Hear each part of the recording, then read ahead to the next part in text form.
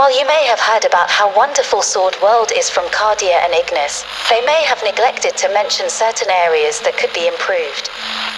In this video, I will reveal some issues with two mechanically similar campaigns, Mist Castle and Fairy Garden. Although both campaigns have interesting storylines, they can be difficult to play due to their complex rules, game balance, and certain story decisions. I will avoid major spoilers and instead focus on how these campaigns can be improved based on the experiences of those who have played them. Grid map and structure. These two campaigns began using what I call a grid section campaign structure.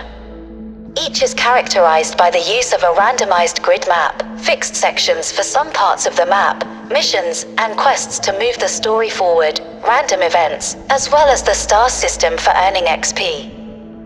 While this map provides replayability, it creates several challenges for GMs. First, it quickly grows tiresome as players encounter multiple random events in the mid to end phases of the campaign.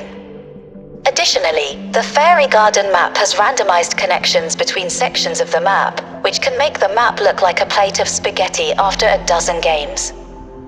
Secondly, these maps tend to be unrealistic in their construction. This is specific to Mist Castle. The map should represent the City of Mist, with each section of the city reachable within 2 to 4 hours. However, when sections like Dry Well or Yama's Bar appear on the map, problems arise.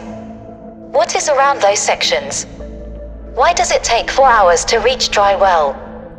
Is there a wasteland around it of 4 hours of nothing? If you plan to GM Mist Castle, you should be prepared to answer players' questions and make this campaign more believable. I suggest either shortening travel time and speeding up some events measured in days appropriately, or adding more details to these empty sections. Alternatively, generate the map before the campaign starts, as opposed to filling it while playing, and try to create it as cohesive as possible. Fairy Garden is set in Fairyland, which can be wild, crazy, and unpredictable, so it is not affected by this problem. Story.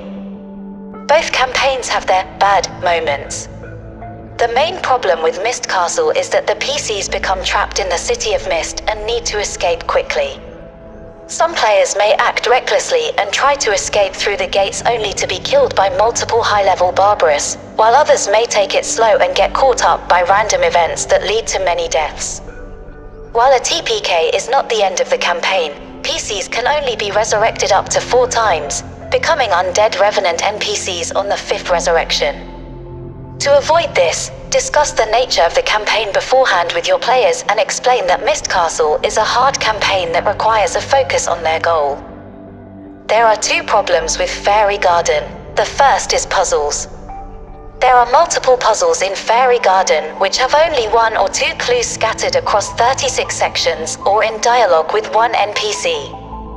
To avoid this, I suggest adding more clues or simplifying the puzzles by making them half-solved. The second problem is growth. To reach the true ending, PCs should be around 13th to 15th levels. While the campaign has a good pace up to level 8, starting from around 9th level up to the endgame, there are not enough missions or quests to cover the needed growth to reach the high level required.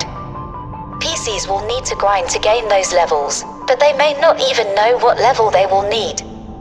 To avoid this, I suggest adding more content leading up to the end game, more stories, perhaps of a demonic invasion, and incorporating 2.5 themes into this 2.0 campaign, spheres similar to shallow abysses appearing in Fairyland. Alternatively, PCs may need to venture into a new hidden part of the Fairyland that only opens when they become powerful enough. Campaigns can be enhanced by adding additional monsters and themes.